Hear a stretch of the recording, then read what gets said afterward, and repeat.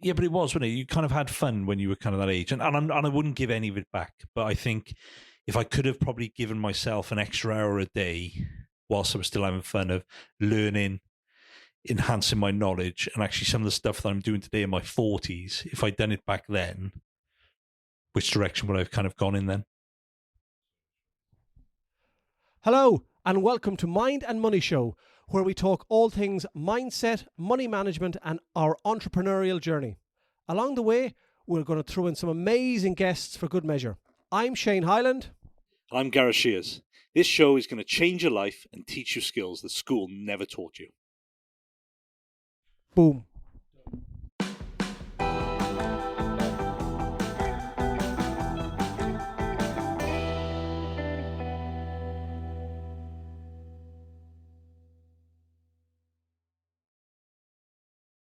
You could go first on this one. Is it inappropriate to say Tinder or something like that in a funny, joking way? Tinder, yeah. or any other dating website. When we met on a course in Milton Keynes. In Milton Keynes. A lovely place. All thanks to John Reynolds. Hello, John. What were you wearing for most of the course? Inappropriate attire. Well, not inappropriate. Like we were at a... Was it corporate training, I guess, wasn't it? It was for an advanced pension exam. Yes. John Reynolds did, and you turned up in it was a Leinster tracksuit? No, I may have turned up in a tracksuit, and I may have finished the last day in a tracksuit, but I think in between... The jeans on you? Yeah, I probably went up to jeans, and it would never have been Leinster. No, it probably would have been Connacht, but he did say on the last day, because you're travelling back, wear whatever you're comfortable with. Yeah, and you certainly did that, didn't you? Do you know, this is a separate story. I was at a kid's party last night, and I went directly from here and turned up when I was almost suited like this. And one of the parents went, "Oh, you actually wear other clothes other than tracksuits and that?" And shorts. Your route's different to mine. So, shall I go first? Fire away, yeah. Well, I'll take it back to the beginning, actually. So, I did a degree in sport, yeah. As you can see, I've used that really well. Then, whilst I was in university, I worked in pubs and restaurants and worked for Whitbread. And then when I finished working for Whitbread, I joined the police. So, I did 6 years in the police, and then kind of 2 years out from finishing that, I kind of felt that I had a different calling, and I'd always had an interest in financial advice and financial services. So I did all my exams while I was in the police and left to become a financial advisor. And kind of the rest is history, really. So I started out with a network sort of based in London, and then came back to Wales then, where I've kind of worked for the rest of my career, really. And here we are today, Sanctuary Financial Planning. I came to Wales nearly 20 years ago, and I was working on British Gas because I only came over for 3 months, and I liked it. I'm still here. And the house I was living in, there was 3 of us, and one of the guys was a recruitment agent, and he said, "Oh, why don't you go for a job as a salesman in a bed company?" And I went for the job, or the interview, and I didn't get it. And I got really peed off. And he said, "Oh, I've got another job for you in the Woolwich Bank." And I went in disgruntled because I didn't want it, and I fell in love with money and numbers. And all of a sudden, then that turned into doing exams, that turned into working in Lloyd's and becoming independent and all that. And 20 years later, here we are. Don't regret 1 minute of it. I don't need motivation. I get woken up at 5 a.m. every morning for a request for an iPad. Motivation. Do you know, this sounds really, really silly. When I left Ireland 20 years ago, the guy, because I was working with people who learned difficulties involved in the sports side of it, and there was a guy that would drive the minibus where we bring people, and he always said to me when he knew I was moving over here, "You last a week." And that's always in the back of my mind ever since. And it mightn't motivate me, but it did for the first few years of going, "Don't go home." Because all he will do is say, "I told you so." What motivates me now? I think it's just continuing to learn and making people almost feel proud of you or proud for yourself. You? It was my turn now, is it? Yeah, I genuinely, I do love what I do, and I think that helps you get out of bed in the morning. And I know that's probably a cliche. You hear these people say, "I love what I do," and I love kind of building my own story and stuff like that. But it is true, 100%. But I think one of the biggest motivators for me is the family. Do you know what I mean? My wife and my 2 kids, and actually doing everything I can to give them the life I want to kind of give them as well. So that is my biggest driver and motivation, is giving back in a way. I've always been pretty good at that because in my career and life, I've had quite a few low points. Not that I kind of really make a fuss of it, to be honest, anyway. I've kind of always been one to just kind of truck on and get on with it, and probably don't tell a lot of people when I am in a kind of low point. And I've always had that ability to pick myself up and motivate myself and just keep going. You know, even when you take the knocks and you get knocked down, I can just get up and just keep going, because I'm just generally motivated and driven to create the story I want to create and the end I want to create. And again, like, without it being cliche, just going back to the family, and I do this everything for my family, and just to make sure that I can provide for them and be there for them. I hope the guys can cut in. I get knocked down, but I get up again in the background when you start talking there. That song is awful. Chumbawamba, wasn't it? Probably was. It was Chumbawamba. Was it? What was the question again? The motivation. What motivates me? What inspires you? Keep pushing. Do you know, I think I take the view of, do you know, no matter how bad your life is, or how bad you think your life is, we're very bloody lucky to be on this planet and the time that we're in it. And do you know what? We all, when we seem to be down at the moment, it's always first world problems that we seem to have. We're not down because we have no money, or we have an incurable terminal illness or something like that. We're down because somebody lost in the football, or the weather's bad outside, or you know, one of the Sainsbury's don't have the chocolate that I like, and we don't need to be down. We should be very fortunate for all that we have, and on this side of the planet, lots and lots of people are very fortunate. There's some unfortunate people. We're very lucky at what we have. So I don't, even when you get down, I think you have to kind of pinch yourself and kind of go, it's not really down. It's just having a bad moment. Yeah, it is. Well, do you know what? I actually thought of this the other day. I can't remember when I was 22. It was that long ago. No, I can remember I was 21 because I finished my degree. 22. Yeah, I think for my younger self, I genuinely probably wish that I did more of what I do today, as in learning, absorbing knowledge, when I was younger and had the time and actually learned a lot more, instead of kind of probably being on the lash most of the time. And I can associate with that. Yeah, but it was, wasn't it? You kind of had fun when you were kind of that age. And I wouldn't give any of it back. But I think if I could have probably given myself an extra hour a day whilst I was still having fun of learning, enhancing my knowledge, and actually some of the stuff that I'm doing today in my 40s, if I'd done it back then, which direction would I have kind of gone in then? And I don't think, like, I wouldn't say I chopped and changed careers, but I definitely didn't quite have my direction where I wanted to go in life and job, because I kind of came out of university, didn't really know what to do with that. Yeah. Stuck with working in the pubs, then kind of didn't know where to go with that. So joined the police because my friends were.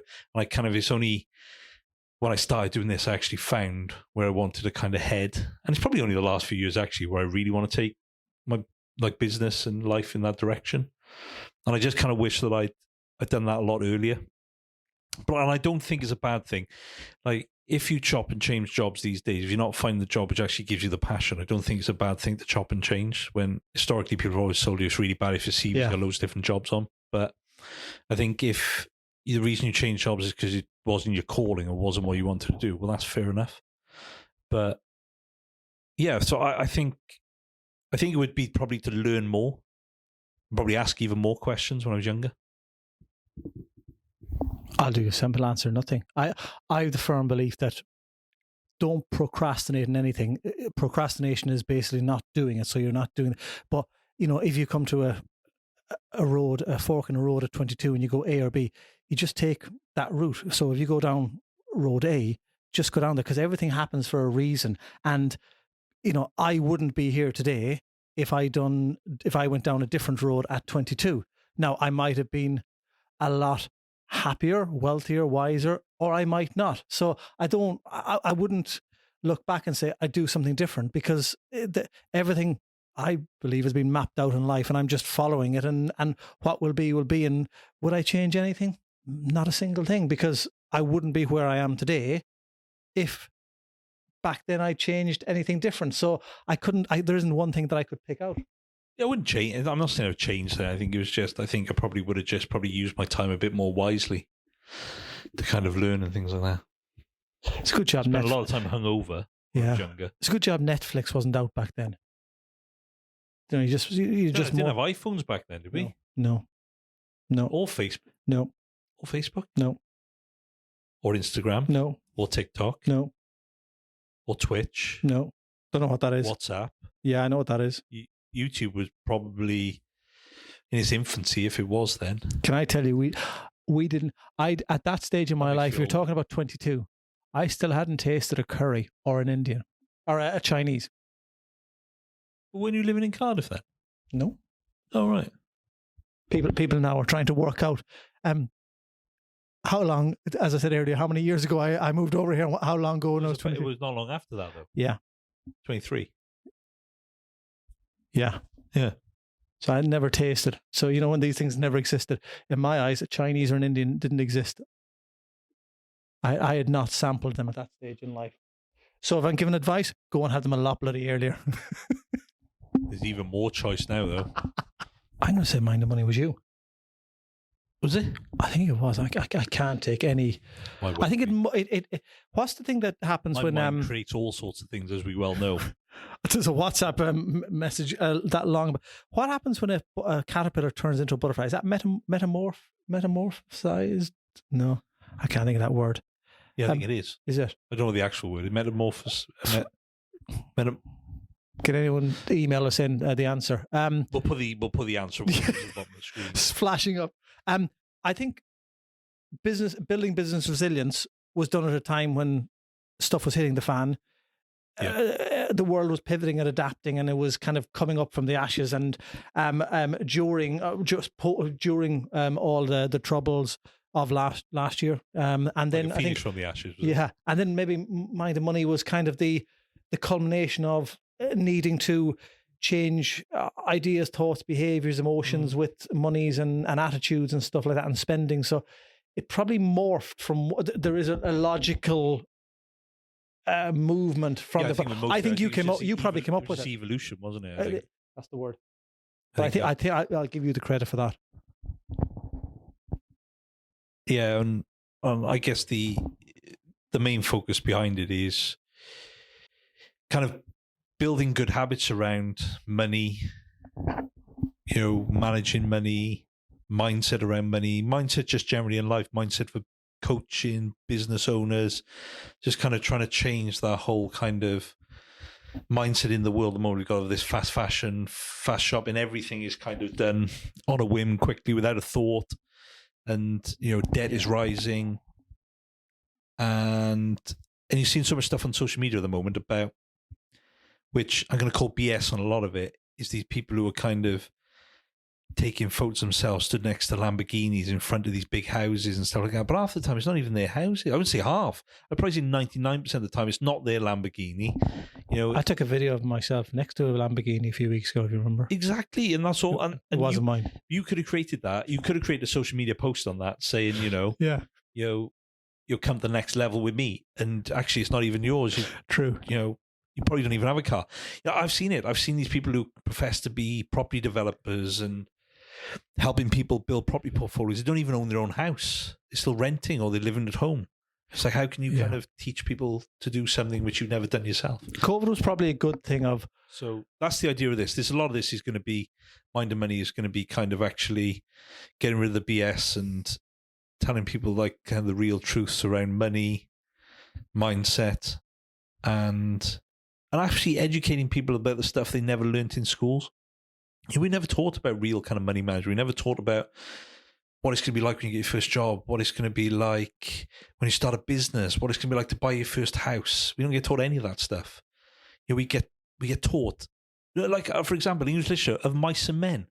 Well, probably what did that ever teach you? You'd be better to have read Richard Branson's autobiography. That would have taught you much more about life than mice and men. But don't get me into that. Being aware of that feeling that comes in your stomach when you get home one evening and the taxman has left their little brown envelope for you to pay in 28 days. You run a business, you get brown envelopes all the time from the taxman.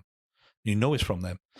But I do think, like, not to kind of debunk the whole education system, but I think there needs to be a slight change in that as well. And that's part of what we're going to be promoting. These real kind of life lessons. As negative and all as COVID was, I think the fact that lots of people were locked down within certain areas within their geographical locations almost took the emphasis off having all of the plastic things in life that did not make anyone happy. And that just needs to be pushed to another level now of explaining, understanding, and creating habits of creating the right element of happiness for people without having to constantly look on Amazon and try and make themselves happier by purchasing plastic. And I think that's a behavioral thing and a habit that will need to be developed and evolved over time. And I think people kind of did it last year, and you can see them regressing back into the old things again, of spending to try and be happy. And I think the Mind and Money will hopefully assist with a lot of that, going back to COVID times of understanding and having better relationships with money and spending. Exactly. And if we can just change one person's perception on money, mindset and everything, we've done our job. That's all it needs to be. Podcasts out every Wednesday. Something exciting coming in the next couple of weeks. And YouTube channel. And everything is kind of locked down at the moment in terms of what we're going to tell people. But in the next couple of weeks, there's going to be a few announcements of what is coming out further in the development of Mind and Money. Yeah. So don't forget to subscribe, and we'd love you to leave a review as well. Is that where I do this thing, or is it here or down there? Yes, YouTube, you like, subscribe, and hit the notification bell.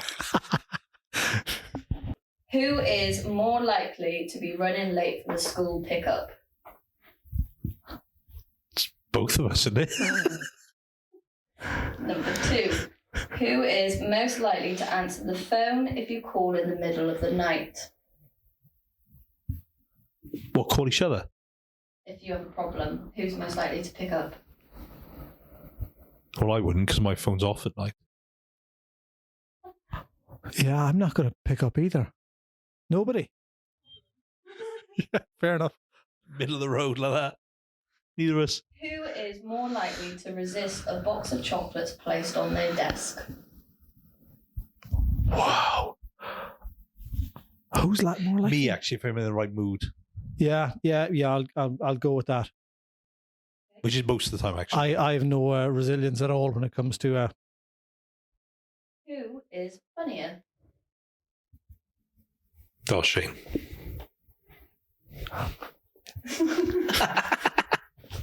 And finally, Unintentionally.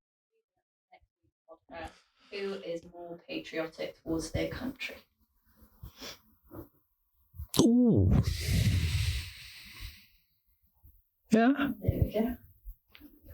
I'm only saying this now because Oscars of rugby, probably more than anything. if I get screwed over in terms of questions that I get wrong, I can blame my non-patriotic stance.